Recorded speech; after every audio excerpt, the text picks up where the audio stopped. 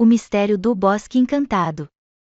Numa pequena vila cercada por um bosque encantado, morava um grupo de amigos muito curiosos, João, Maria, e seu cachorrinho, Bolinha.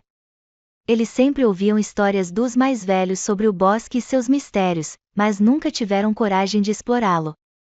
Um dia, durante um piquenique no campo, ouviram um barulho estranho vindo do bosque. Bolinha levantou as orelhas e correu na direção do som, seguido por João e Maria. Eles entraram no bosque e viram luzes brilhantes piscando entre as árvores. Curiosos, seguiram as luzes até encontrarem uma clareira escondida. Lá, viram pequenos seres brilhantes dançando ao redor de uma poça d'água.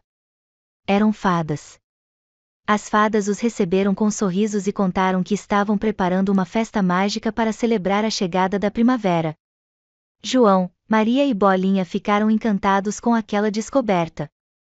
As fadas os convidaram para dançar com elas e ensinaram truques mágicos para Bolinha, que começou a pular e rodopiar como nunca antes. Depois de uma noite cheia de risos e encanto, as fadas guiaram João, Maria e Bolinha de volta para a vila.